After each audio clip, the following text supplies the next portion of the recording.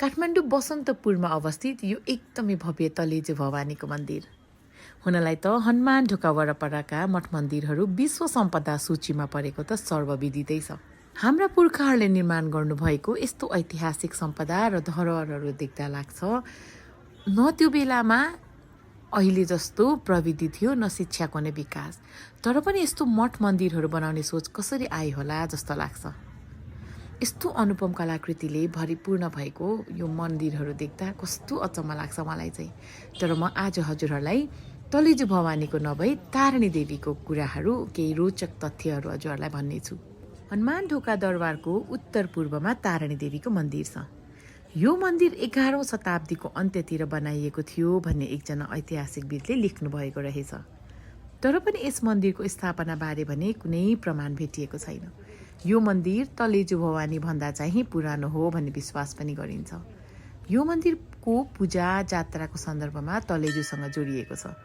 हरेक वर्ष तिहारका कार्तिक शुक्ल प्रतिपदाको दिन मात्र सर्वसाधारणको लागि यो मन्दिर खोलिन्छ। हनुमान ढोका क्षेत्रभित्र राजा महेन्द्र मल्लले वर्तमान तलेजु मन्दिरको जगको मूल स्तम्भ निर्माण गर्दा तारिणी देवीको मन्दिरभन्दा तलेजुको मन्दिरको मूल स्तम्भ धेरै अग्लो भएको विश्वास गर्न सकिन्छ। तर तलेजुको मूल स्तम्भको निर्माण गर्न प्रयत्न भने एकदमै असफल भएको पनि मानिने रहेछ, किनभने नवनिर्मित मूल स्तम्भ प्रत्येक बिहान भत्किएको पाइन्थ्यो। राति बनाउने तर बिहान भने भत्किएको पाइने। त्यसैले ज्योतिषीहरूले राजालाई बिन्ती गरेछन् तारिणी देवीको मन्दिरभन्दा तलेजुको मूल स्तम्भलाई अग्लो निर्माण गरिएकोले तारिणी देवी क्रोधित भएर देवीले मूल स्तम्भ नै ध्वस्त गरिएको हो भनेर।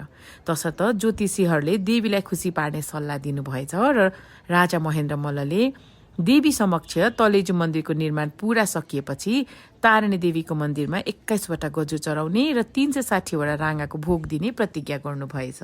र त्यसै गरी तलेजु भगवानको निर्माण सम्पन्न भएपछि तारिणी देवीको मन्दिरमा 21 वटा गजु निर्माण गर्ने, तर यथेष्ट ठाउँ नपाएपछि भने त्यसको सट्टा तारिणी देवीको मन्दिरमा 5 वटा सुनको गजुर स्थापना गर्नुभएछ र धेरै वर्षसम्म तारिणी देवीको मन्दिरमा 300 वटा राँगाको भोग प्रत्येक वर्ष लगाइँदै रहेछ।